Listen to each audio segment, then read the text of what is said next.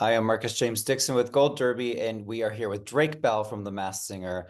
So, Drake, I want to start right away with your amazing costume. Tell us, what was your reaction when you first set eyes on Ice King?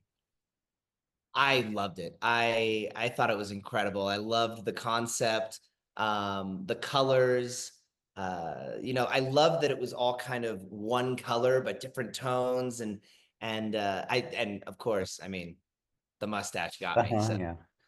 That was my favorite part was the mustache. yeah, yeah. Gives you So, a lot to play with. yeah. Could you see very well out of it? Like in your performance, there was snow flying everywhere. Like, were you able to notice that?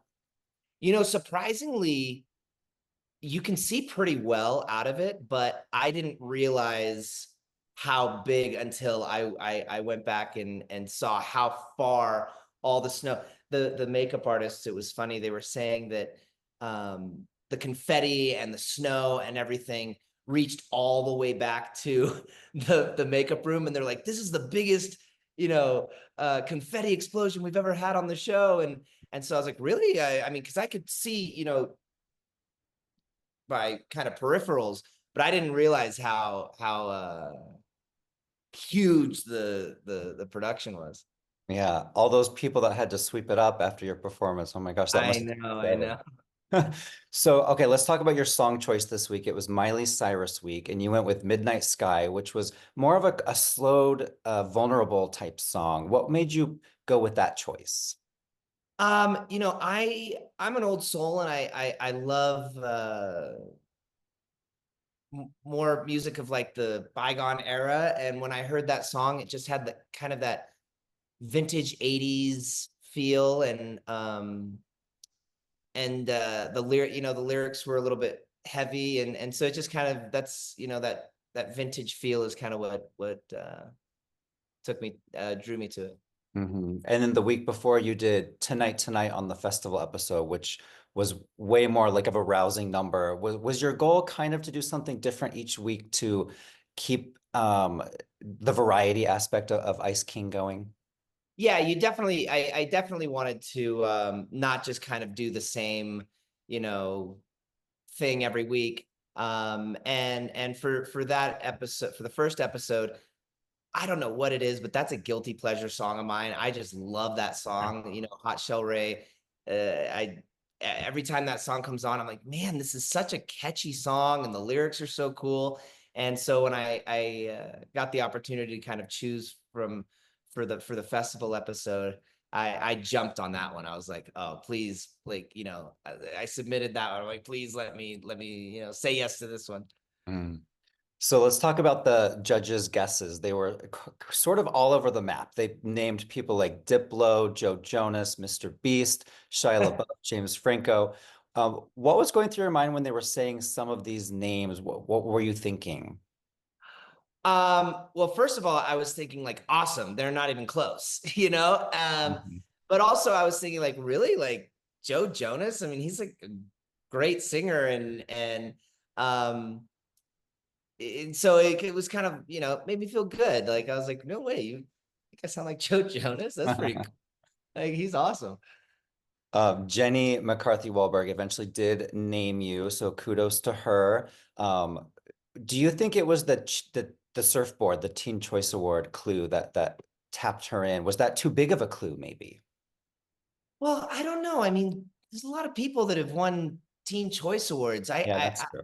Yeah, I don't know what um I think it was really that I shared a vulnerable part of my life earlier that year. I like she said, she really keeps her finger on the pulse of pop culture, and so I think that was kind of the big giveaway. But no, I was shocked. I mean, I was like, there's nobody. I mean, who's gonna who's gonna guess me? Like, there's Mhm. no way. There's no way that I'm gonna be even. Do they even know who I am? Like, these. It's so funny because you see these the panelists, and you're fans of them, and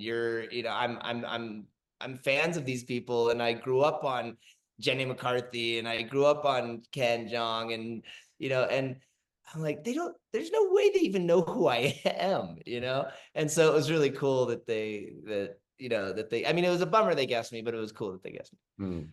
And you have some smart fans out there because I was looking at the YouTube comments and your name just keeps coming up from fans. I was so shocked. I was like, I literally, the first clip that I saw on social media, I think it was TikTok or something, and I was like, oh, there's no way anyone's gonna get. And I go in to click the comments, and it's like, my name, Drake Bell, Drake. Like, what?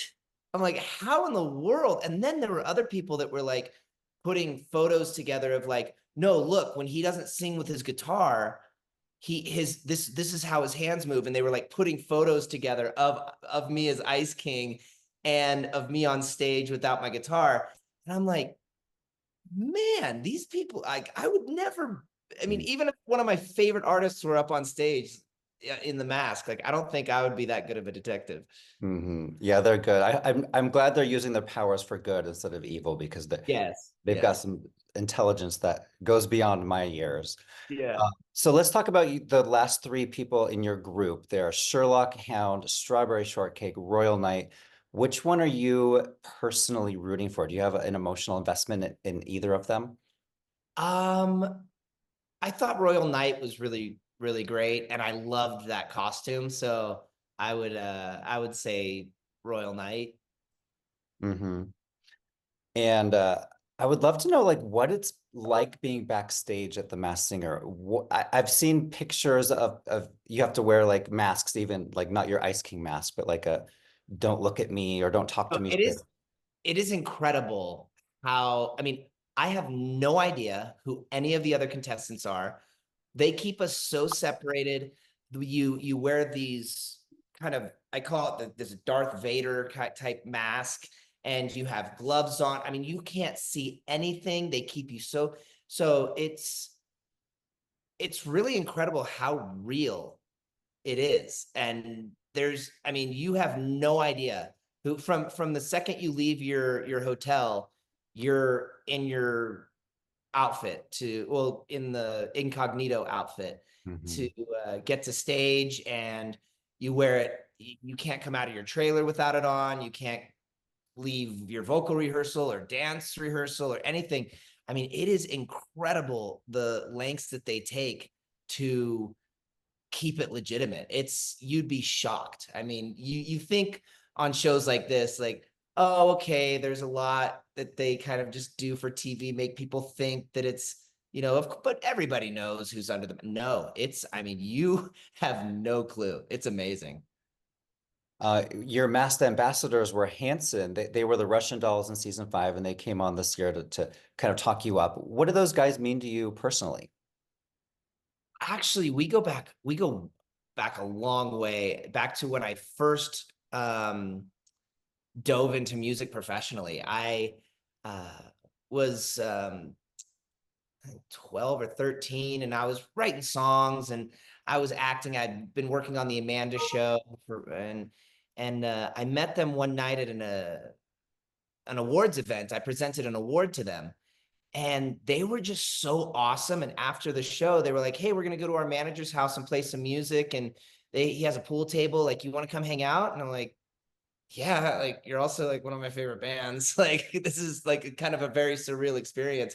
And then we were just friends for forever from there. And I did music videos with them and played on tour with them, and would go to shows and jump up on stage and play with them. And they've just always been like shockingly kind and generous and amazing. And I'd be on tour, where they live, and hey, I'm in town, and would take me over and show me their big warehouse. I mean, they've just always been really, really great friends from the beginning, and huge inspirations. And they're just super, super great guys.